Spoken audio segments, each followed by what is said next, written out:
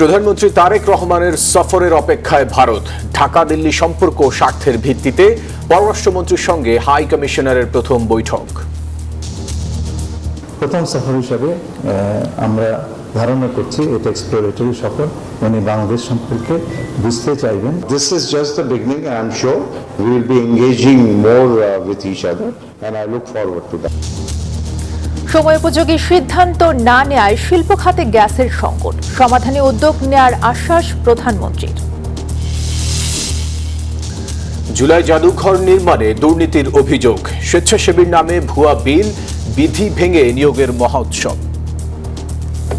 সেটা তো আমার নিয়ম অনুযায়ী হতে হবে, সেটি না করে যদি এভাবে নিয়োগ দেওয়া হয়ে থাকে তাহলে এটি ক্ষমতার অপব্যবহার হচ্ছে, অপরাধ হয়েছে এবং অনিয়ম হয়েছে। এটা অবৈধ, সম্পূর্ণ অবৈধ এবং এখানে দুর্নীতি হয়েছে, এটা স্পষ্ট প্রমাণিত। 2 মাস মোটামুটি মনে হয় অফিসিয়ালভাবে কোনো ব্যাংকের লেনদেন হয়নি। পাল্টাপাল্টি কর্মসূচি ঘিরে 144 ধারা জারি, পুলিশের বাধা উপেক্ষা করে হবিগঞ্জের পথে এনসিপি নেতারা। ভারতে পালাতে গিয়ে যশোরে ধরা শীর্ষ সন্ত্রাসী ডেভিড ইমন, মোহাম্মদপুরে চাঁদাবাজ লেদু হাসান গ্রেপ্তার। গাজায় ইসরায়েলি তাণ্ডবে ধ্বংস হাজারের বেশি মসজিদ, উপকূলীয় এলাকায় আশ্রিত লাখ লাখ ফিলিস্তিনি। এবং চলছে বিসিবির সভা, ওয়ানডে ক্যাপ্টেন বদলানোর আভাস, মিরাজের জায়গায় দায়িত্ব পেতে পারেন লিটন দাস। দর্শক স্বাগত নিউজ 24 সংবাদে। পুরো সংবাদে আপনাদের সাথে আছে আমরা দুজন, আমি তাসনিম অর্থী এবং আমি ফয়সাল মাহমুদ রয়েছি আপনাদের সাথে। দর্শক দেখছিলেন বিআরবি কেবলস সংবাদ শিরোনাম। প্রধানমন্ত্রী তারেক রহমানের সফরের অপেক্ষায় রয়েছে ভারত, জানালেন ঢাকায় নিযুক্ত দেশটির হাই কমিশনার দীনেশ ত্রিবেদী। আর বাংলাদেশের পররাষ্ট্রমন্ত্রী ডক্টর খলিলুর রহমান বলেছেন, স্বার্থ এবং সার্বভৌমত্ব অক্ষুণ্ণ রেখেই এই সফরের বিষয়ে সিদ্ধান্ত হবে। দুপুরে পররাষ্ট্র মন্ত্রণালয়ে বৈঠকে বসেন তারা। সংবাদ সম্মেলনে জানান, বৈঠকে গুরুত্ব পেয়েছে দ্বিপাক্ষিক নানা বিষয়। পররাষ্ট্র মন্ত্রণালয়ে বাংলাদেশে নিযুক্ত ভারতীয় হাইকমিশনার দীনেশ ত্রিবেদী ঢাকায় দায়িত্ব নিয়ে আসার পর প্রথমবারের মতো বৈঠক করলেন বাংলাদেশের পররাষ্ট্রমন্ত্রী ডক্টর খলিলুর রহমানের সঙ্গে। আলোচনা চলে লম্বা সময় ধরে। বৈঠক শেষে সাংবাদিকদের সামনে আসেন দুজন। কেন্দ্রবিন্দুতে চলে আসে প্রধানমন্ত্রী তারেক রহমানের সম্ভাব্য ভারত সফরের প্রসঙ্গ। দীনেশ ত্রিবেদী জানান, বাংলাদেশের সরকার প্রধানের সফরের দিকে সাগ্রহে তাকিয়ে আছে দিল্লি।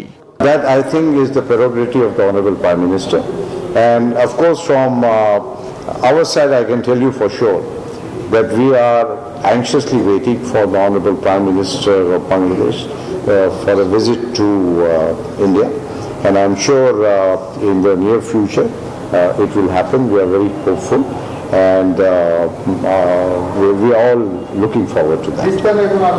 সফরের বিষয়টি নিয়ে খোলামেলা কথা বলেন পররাষ্ট্রমন্ত্রী। জানান, ইতিবাচক আলোচনা হয়েছে, দ্বিপাক্ষিক সম্পর্ক এগিয়ে যাবে স্বার্থ ও সার্বভৌমত্ব রক্ষা করে। সার্বভৌম সমতার ভিত্তিতে আমরা এগিয়ে নিয়ে যাব, এই বিষয়ে আমরা একমত পোষণ করি। কেবলমাত্র দুই দেশের সম্পর্ক সাধারণভাবে উন্নীত করার বিষয়ে আমরা কথা বলেছি। প্রধানমন্ত্রীর আমন্ত্রণ বিষয়ে আপনি বলেছেন, আমরা সেটা এখন রিভিউ করছি এবং আমরা এই বিষয়ে একটা সিদ্ধান্ত নেব। কেবল দিল্লি নয়, ওয়াশিংটনের সঙ্গেও বিভিন্ন ইস্যুতে আলোচনার কথা জানান পররাষ্ট্রমন্ত্রী। জানান, শিগগিরই যুক্তরাষ্ট্রের দক্ষিণ ও মধ্য এশিয়া বিষয়ক বিশেষ দূত সার্জিও গোরের সঙ্গে রোহিঙ্গা সংকট সহ বিভিন্ন আঞ্চলিক বিষয়ে আলোচনা হবে। সবকিছু আমাদের সমন্বিতভাবে দেখতে হচ্ছে। আল মোহাইমিনুল খান, নিউজ 24, ঢাকা। শিল্প খাতে গ্যাসের সংকট নিরসনে উদ্যোগ নেওয়ার আশ্বাস দিয়েছেন প্রধানমন্ত্রী তারেক রহমান। সকালে সচিবালয়ে টেক্সটাইল খাতের ব্যবসায়ীদের সঙ্গে বৈঠক করেন তিনি। বিএমডিএ চেয়ারম্যানের সঙ্গেও বৈঠক করেন সরকার প্রধান। বলেন, বরেন্দ্র অঞ্চলের সেচ সংকট নিরসনে বিশেষ উদ্যোগের কথা। এছাড়া প্রধানমন্ত্রীর সঙ্গে দেখা করেছে মাইলস্টোন ট্র্যাজেডিতে বোন হারানো শিশু তাহসিন। দীর্ঘদিন ধরে শিল্প কারখানায় গ্যাস সংকটে বিপাকে ব্যবসায়ীরা। গ্যাস নির্ভর বিভিন্ন কারখানায় প্রয়োজনীয় চাপ না থাকায় বয়লার ও উৎপাদন যন্ত্রপাতি স্বাভাবিকভাবে চালানো যাচ্ছে না। অনেক প্রতিষ্ঠান সক্ষমতার অর্ধেকেরও কম উৎপাদন করছে। কোথাও কোথাও উৎপাদন লাইন বন্ধ রাখতে হচ্ছে। এতে সামগ্রিকভাবে অর্থনীতিতেও পড়েছে বিরূপ প্রভাব। এমন বাস্তবতায় শিল্প খাতে গ্যাস সংকট নিরসনে প্রধানমন্ত্রী তারেক রহমানের সঙ্গে বৈঠক করেন শিল্প উদ্যোক্তারা। বৈঠক শেষে Bangladesh textile mills association BTMA সভাপতি জানান, প্রধানমন্ত্রী শিল্প খাতের গ্যাস সংকট নিরসনের আশ্বাস দিয়েছেন। গ্যাসের যে সংকটটা আছে এটা তো নতুন সংকট না, এটা অনেক পূর্বের। আপনার সময় উপযোগী সিদ্ধান্তগুলো নেওয়া হয়নি বলেই আজকে এই সংকটটা। তো উনি দুটো অফিসারিও স্থাপন করবেন বলে বলেছেন এবং এটা নিয়ে বহির্বিশ্বে ওনাদের আলোচনাও চলছে। আজকে যে অ্যাটেনশন পাচ্ছি, আদর সমাদর পাচ্ছি বা আমাদের কথা যে শোনা হচ্ছে, এটা গত 17 বছর যদি আমাদের শুনতো তাহলে আজকে আমাদের এই দুরহ অবস্থা হইতো না। বরেন্দ্র অঞ্চলের সেচ সংকট নিরসনে প্রধানমন্ত্রীর সঙ্গে বৈঠক করেন বরেন্দ্র বহুমুখী উন্নয়ন কর্তৃপক্ষ বিএমডি এর চেয়ারম্যান কৃষিবিদ হাসান জাফির তুহিন। জানান, বরেন্দ্র অঞ্চলের সেচ ও কৃষি উন্নয়নে আধুনিক প্রযুক্তি ব্যবহার করার উদ্যোগ নেয়ার নির্দেশ দিয়েছেন প্রধানমন্ত্রী। আমরা নতুন প্রযুক্তি নিয়ে এসেছি, সেখানে আমরা সারফেস ওয়াটার ইউজ করে আমরা ওই অঞ্চলের কৃষকদের সেচের চাহিদা মেটাবো। আমরা ডবল লিফটিং পদ্ধতিতে বিভিন্ন নদী থেকে পানি সংগ্রহ করে সেখানে খালে দিব, খাল থেকে আবার একটি লিফটিং করে আমরা ওই অঞ্চলে কৃষকের ভাগ্য উন্নয়নের জন্য, কৃষকের পানির চাহিদা মেটানোর জন্য আমরা কাজ করব। সেক্ষেত্রে আমরা কী কাজ করতে পারি সেই বিষয়ে মাননীয় প্রধানমন্ত্রীকে অবগত করেছি। আমাদের প্রতিটি বিষয়ে প্রধানমন্ত্রী একমত পোষণ করেছেন। এদিকে সচিবালয়ে প্রধানমন্ত্রীর সঙ্গে দেখা করেছে মাইলস্টোন ট্র্যাজেডিতে বোন হারানো শিশু তাহসিন। সোমবার আর্মি স্টেডিয়ামে প্রধানমন্ত্রীকে কাছে পেয়ে উচ্ছ্বাসিত ছিল দীর্ঘদিন বাকরুদ্ধ তাহসিন। তা সামাজিক যোগাযোগ মাধ্যমে ছড়িয়ে পড়ে। প্রধানমন্ত্রী তাহসিনকে সচিবালয়ে ডেকে নিয়ে কথা বলেন। প্রধানমন্ত্রী নিজের স্বাক্ষর করা একটি বাস্কেটবল এবং ড্রোন সেট উপহার হিসেবে তুলে দেন তাহসিনের হাতে। সাইফুল ইসলাম, নিউজ 24, ঢাকা। জুলাই স্মৃতি জাদুঘর নির্মাণে বরাদ্দকৃত 111 কোটি টাকার বাইরেও জাতীয় জাদুঘরের তহবিল থেকে তড়িঘড়ি করে ব্যয় করা হয়েছে আরও অন্তত 30 কোটি টাকা। ভুয়া ঠিকাদারি প্রতিষ্ঠান স্বজনপ্রীতি অস্তিত্বহীন স্বেচ্ছাসেবীর নামে করা হয়েছে লাখ লাখ টাকার ভুয়া বিল। বিধি ভেঙে চলছে নিয়োগের মহোৎসব। জাতীয় জাদুঘরের অনিয়ম নিয়ে মাসুদ আলা বনির 3 পর্বের ধারাবাহিকের দ্বিতীয় পর্ব আজ।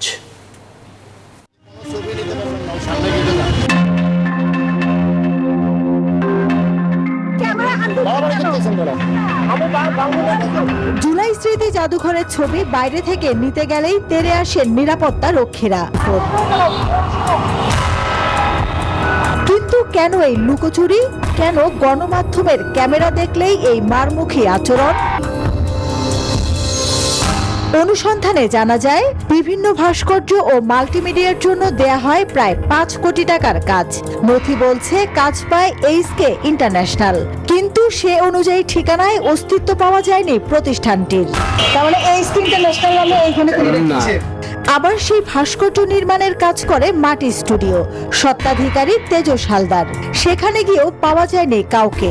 আমরা দেশের জন্য কাজ করছি, আমারও তো কিছু করার আছে, আমিও তো মামলা করতে পারি। অস্তিত্বহীন এইচকে ইন্টারন্যাশনাল আর টেন্ডার ছাড়া মাটি স্টুডিও কিভাবে কাজ করলো? জট খুলতে গিয়ে বেরিয়ে আসে গণপূর্তের ঠিকাদার মনিরুল ইসলাম উজ্জ্বলের নাম। তিনিও কাজ করেছেন মৌখিকভাবে। যদিও আপনাকে আমরা কাজটা দেব, যে পাবেন কিনা ঠিক নাই, টেন্ডারে যে পাই তাড়াতাড়ি করে এটা কাজটা শুরু করতে হবে, কাজটা আপনার করতে হবে না। এটা এর আর্টিস্ট হচ্ছে তেজস হালদার। গণপূর্তের ঠিকাদার মৌখিকভাবে জাতীয় জাদুঘরের ঠিকাদারি কিভাবে পেলেন, আর কোথায় সেই এইচকে ইন্টারন্যাশনাল? কলকাঠি নেড়েছেন খোদ গণপূর্তের নির্বাহী প্রকৌশলী আব্দুল সাত্তার। আচ্ছা, আপনি পরে আমার সাথে একটু কথা বলে নিন। ফোনে কথা বলবো। এখানেই শেষ নয়, গলদ আছে নকশা তৈরিতেও। 5 কোটি 43 লাখ টাকা ব্যয়ে কাজ পান অ্যাটেলিয়ার রবিন আর্কিটেক্টস এর স্বত্বাধিকারী সালাউদ্দিন আহমেদ। আপনি আমাকে গুগলে খুঁজবেন, দেখবেন আপনারা পেয়ে গেছেন। দেখবেন আমি আমরা আশপাশে কোথাও থাকি। কাজ পাওয়া এইচকে ইন্টারন্যাশনাল কিংবা অ্যাটেলিয়ার রবিন আর্কিটেক্টস কোনো প্রতিষ্ঠানে সরকারের ইজিপির তালিকাভুক্ত নয়। এটা অবৈধ, সম্পূর্ণ অবৈধ, এবং এখানে দুর্নীতি হয়েছে, এটা স্পষ্ট প্রমাণিত।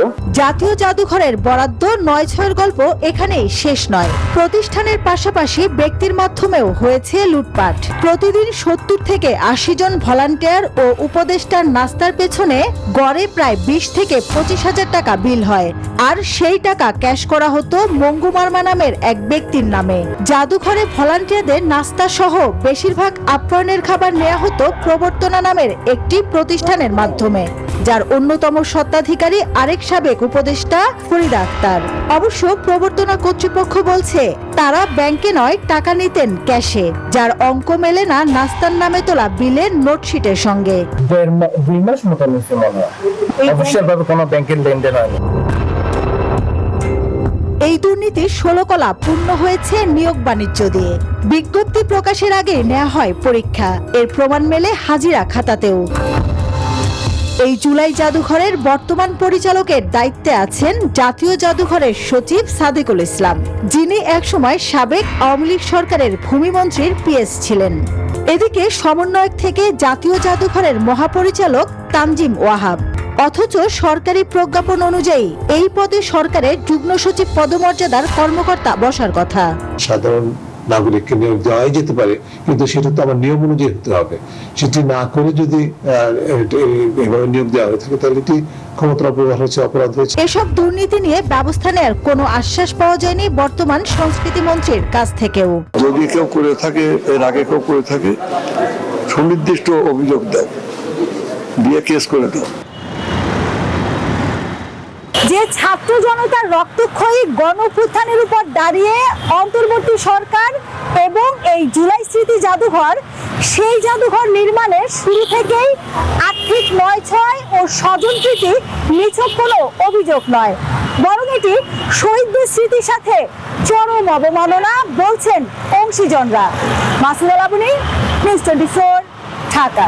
পুলিশের ব্যারিকেড ভেঙে শ্রীমঙ্গল থেকে হবিগঞ্জে যাওয়ার পথে এনসিপি নেতাদের আবারও আটকে দিয়েছে পুলিশ।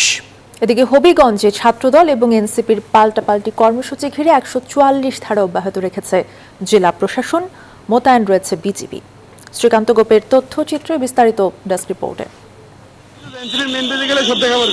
মৌলভীবাজার থেকে হবিগঞ্জ যাওয়ার পথে পুলিশের বাধার মুখে পড়েছেন এনসিপি নেতারা। মৌলভীবাজারের শ্রীমঙ্গলের সড়কে ট্রাক রেখে গাড়িবহর আটকে দেওয়া হয়। সড়কে অবস্থান নেয় শত শত পুলিশ সদস্য। যেখানে 144 দেয়া, আমরা এখন ওই এরিয়াতেই পর্যন্ত যাই নাই, আমরা প্রায় 60-70 কিলো দূরে আছি। আমরা ওখানে যাই এবং আমরা আপনাকে এটা ক্লিয়ার করি, এটা আমরা কোনো দলের বিপক্ষে যাইতেছি না, প্রশাসনের বিপক্ষে। ঘণ্টাখানেক অপেক্ষার পর শ্রীমঙ্গলে পুলিশের ব্যারিকেড ভেঙে হবিগঞ্জে ঢোকার পরপরই কামাইছড়া এলাকায় আবারও তাদের আটকে দেয় পুলিশ। পরে সড়কে বসে পড়েন নাহিদ ইসলাম সহ কেন্দ্রীয় নেতারা।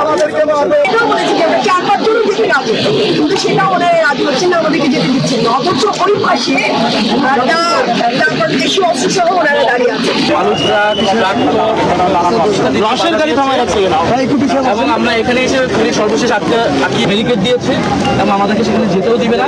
ইতিমধ্যে কিন্তু যারা আসামি, যারা চোখ ফেলেছে, চোখে আঘাত করেছে, তারা কিন্তু পালিয়ে যাওয়ার সহায়তা করা হচ্ছে। তারা নিজেরাও মামলা করে নাই, আমাদেরকে মামলা করতে দেরি করাচ্ছে। হবিগঞ্জে এনসিপির কর্মসূচিতে হামলাকে কেন্দ্র করে বুধবার পৌরসভা এলাকায় একই সময় ও একই স্থানে পাল্টাপাল্টি কর্মসূচি ঘোষণা করে এনসিপি ও বিএনপি। সংঘর্ষ এড়াতে 144 ধারা জারি করে জেলা প্রশাসন, মোতায়েন করা হয় 3 platoon BGB. Desk report, news 24।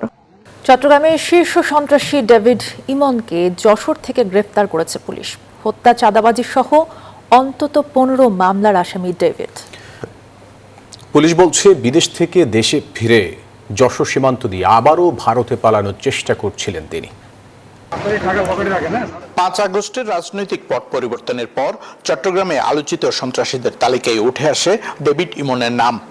167 টাকার অভিযোগ রয়েছে চাঁদা না পেয়ে এক শিল্পপতির বাসভবনে গুলি চালানো, ব্যবসা প্রতিষ্ঠান ভাঙচুর, চাঁদাবাজি, সশস্ত্র মহড়া এবং ভয়ভীতি প্রদর্শন সহ একাধিক সন্ত্রাসী কর্মকাণ্ডে জড়িত ডেভিড ইমন।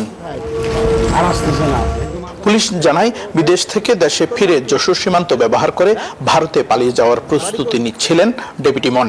অভিযান চালিয়ে তাকে গ্রেপ্তার করা হয়। গতকাল রাত 3টার পরে আমাদের যশোর কোতোয়ালি থানার ঝিঞ্জিপুর নামক একটি জায়গা থেকে আমাদের ডিবি পুলিশের 4টি চৌকস দল এবং থানা পুলিশের সমন্বয়ে আমরা চেকপোস্ট করে তাকে তার 3 সহযোগী সহ আমরা তাদেরকে গ্রেপ্তার করতে সক্ষম হই। সরকারের জিরো টলারেন্স নীতির আওতায় চট্টগ্রাম বিভাগ থেকে চাঁদাবাজি, সন্ত্রাসী ও সংগঠিত অপরাধ নির্মূলে অভিযান আরও জোরদার করার কথা জানান পুলিশের এই কর্মকর্তা। তাদের সঙ্গে প্রাথমিকভাবে কথা বলে আমরা যেটা জানতে পেরেছি যে তারা এই পথ দিয়ে ইন্ডিয়াতে যাবার একটা চেষ্টা করেছিল। পরবর্তীতে আমরা চট্টগ্রাম জেলা পুলিশের অফিসারদের কাছে তাদেরকে হস্তান্তর করেছি। ডেভিড ইমনের বিরুদ্ধে থাকা মামলাগুলোর তদন্ত ও বিচারিক কার্যক্রম এগিয়ে নেওয়ার কথা জানিয়েছে পুলিশ। একই সঙ্গে তার সহযোগীদের বিরুদ্ধেও অভিযান অব্যাহত রয়েছে। আকরাম হুসাইন, নিউজ 24, চট্টগ্রাম। রাজধানী মোহাম্মদপুর ও আদাবর এলাকায় হত্যা, চাঁদাবাজি সহ বিভিন্ন অপরাধের অভিযোগে মনোয়ার হোসেন জীবন ওরফে লেদু হাসানকে গ্রেপ্তার করেছে র্যাব। দুপুরে সংবাদ সম্মেলনে এই তথ্য জানানো হয়। র্যাব জানিয়েছে লেদু হাসানের বিরুদ্ধে রাজধানীর বিভিন্ন থানায় 32টি মামলা রয়েছে। নবোদয় হাউজিংয়ে বিএনপির সাধারণ সম্পাদক আবুল বাশার বাদশা হত্যা মামলার অন্যতম প্রধান অভিযুক্ত তিনি। গ্রেপ্তারকৃত লেদুর বিরুদ্ধে রাজধানীর বিভিন্ন থানায় হত্যা, অস্ত্র, চাঁদাবাজি ও মাদক সহ 32টি মামলা রয়েছে। 164 ধারার জবানবন্দিতে জানা যায় লেদু হাসানি বাদশাকে হত্যার জন্য মূল হত্যাকারী পারভেজকে অস্ত্র সরবরাহ করেছিল। আসামির বিরুদ্ধে পরবর্তী আইনানুগ ব্যবস্থা প্রক্রিয়াধীন রয়েছে। শাপলা চত্বর হত্যাকাণ্ডের মামলায় সাবেক বস্ত্র ও পাটমন্ত্রী লতিফ সিদ্দিকীকে গ্রেফতার করেছে গোয়েন্দা পুলিশ। বিকেলে গুলশানে নিজ বাসভবন থেকে তিনি গ্রেফতার হন। শাপলা চত্বর হত্যাকাণ্ডের মামলায় তাকে গ্রেফতার দেখানো হয়েছে জানিয়েছেন ডিএমপির ডিবি প্রধান মোহাম্মদ শফিকুল ইসলাম। তিনি জানান, আন্তর্জাতিক অপরাধ ট্রাইব্যুনালের পরোয়ানার ভিত্তিতে অভিযান চালানো হয়। গ্রেফতার করা হয়েছে গুলশান খুব কম কেসে একটা টিম গ্রেফতার করে আইসিটির ওয়ারেন্ট করলে। ভূমিকম্প পরবর্তী জরুরি পরিস্থিতি মোকাবিলায় প্রস্তুতি আরও জোরদার করতে জাতীয় টাস্ক ফোর্স গঠন হবে। ঢাকা ও পার্শ্ববর্তী এলাকার জন্য প্রস্তুত করা হচ্ছে 1 লাখ স্বেচ্ছাসেবক। প্রধানমন্ত্রীর কার্যালয়ে একটি বিশেষ সেলও গঠন করা হবে। বিকেলে সচিবালয়ের মন্ত্রিপরিষদ বিভাগে প্রধানমন্ত্রীর সভাপতিত্বে এক সভায় এসব সিদ্ধান্ত হয়। জানানো হয়েছে এরই মধ্যে 70,000 স্বেচ্ছাসেবকের তথ্য ভান্ডার প্রস্তুত করা হয়েছে।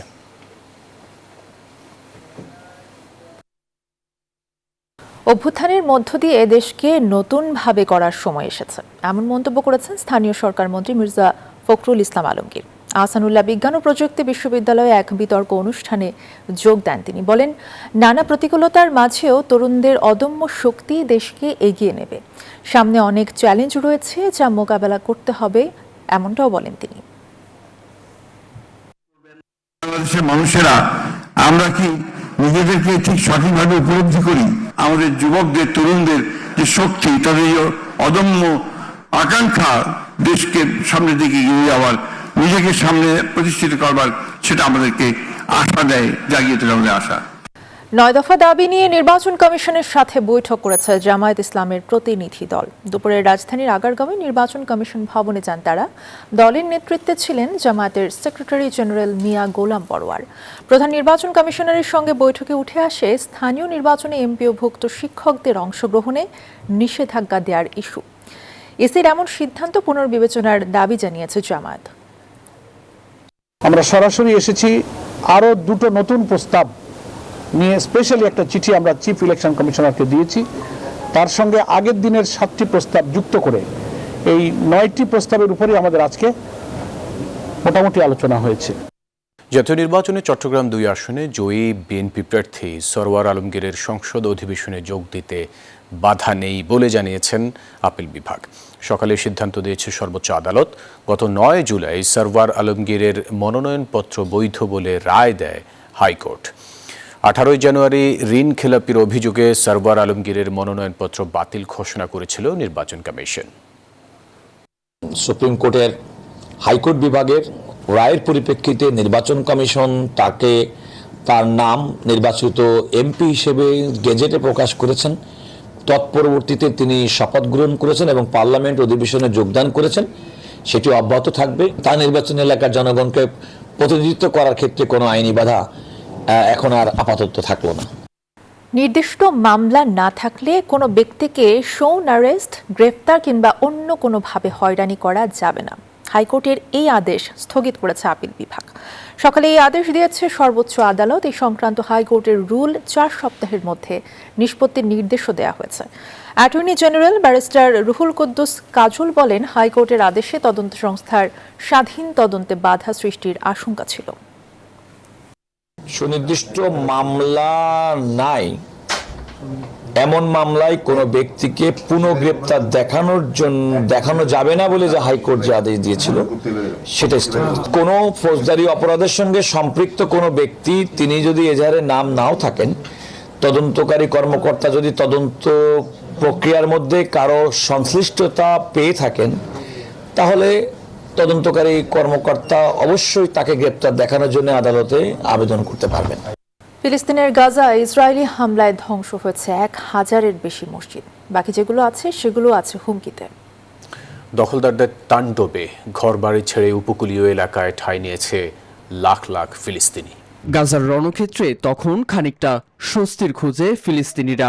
ঠিক সেই সময়ে ইসরায়েলি বিমানের গর্জন, বিকট বিস্ফোরণে কেঁপে ওঠে গাজা সিটি। চোখের সামনে ধ্বংসস্তূপে পরিণত হয় আল মুত্তাকিন মসজিদ।